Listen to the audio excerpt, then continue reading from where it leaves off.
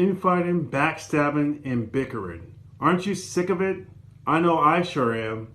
There is too much at stake to continue down this path of uncertainty, especially during a presidential election year. Remember, our NCGOP Central Committee is charged with the mission of creating an effective Republican organization in every political precinct in North Carolina.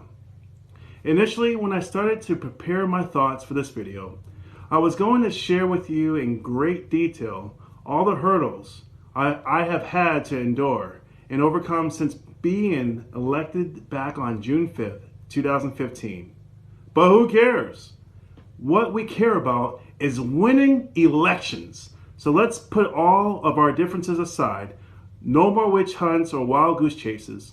If we are to win, then we need to work together. We must come together because there's too much at stake. Our presidential, governor, council of state, judges, and our General Assembly races are all at stake here.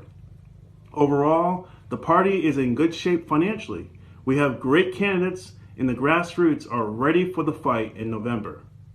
Although my chairmanship might have started a little rocky, I was elected as an outsider because North Carolina wants a bold, reinvigorated Republican Party. Under my leadership, I have taken the time to build relationships with existing donors while cultivating new ones. Unlike other previous chairmen, we never went into any debt. Under Chairman Pope, the party at one point was close to $100,000 in debt. Under Chairman Hayes, at one point, he had to loan the party thousands of dollars to make payroll. Not to mention Chairman Hayes and other chairmen had the luxury of checkoff funds, which added hundreds of thousands of dollars to their fundraising numbers.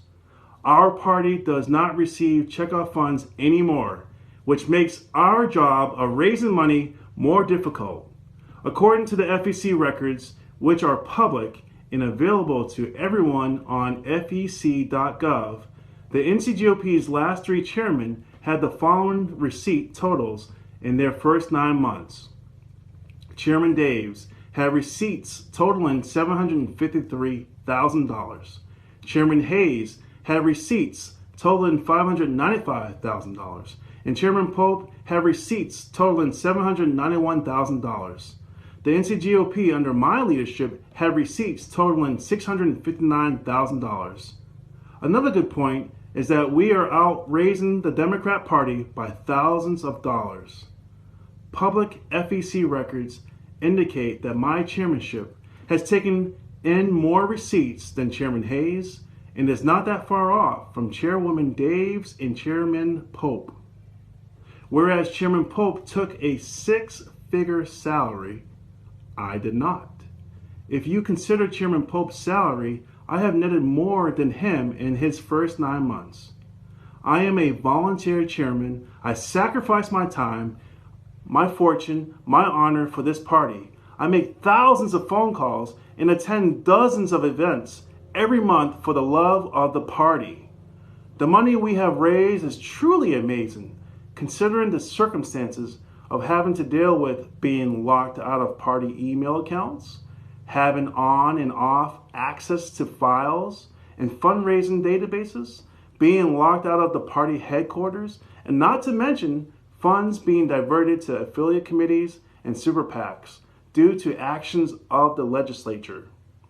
However, under my leadership, our party's financials have remained above water, regardless of the circumstances. My most recent effort to raise money was the Richard Petty event.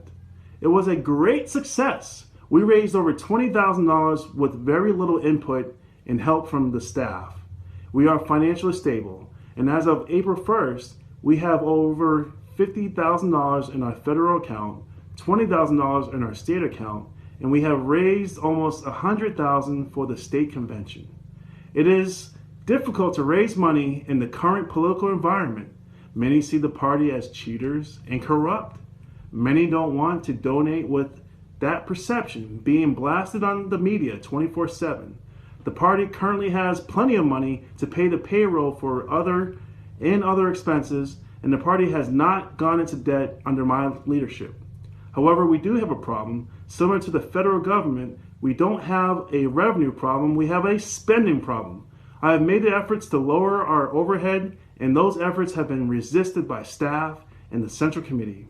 From the beginning, my idea was to set up monthly fundraising events across the state, which were immediately rejected.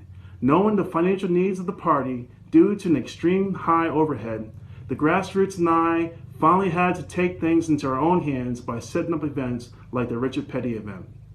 All of the conflicts and headaches are caused because of the ambiguity over who has authority over the executive director and staff at headquarters. Most people think the chairman has the authority over the headquarters, but the Central Committee has turned the staff against me. I have all the responsibility as whether the party is successful or not, but zero authority. No one would want to be treated the way I am being treated. Would you volunteer 60 plus hours a week to be treated like this? The Central Committee has made me nothing more than a telemarketer that calls and begs for money. A state chairman is much more than that. In most states, the chairman has authority over the party headquarters, and the responsibility matches the authority.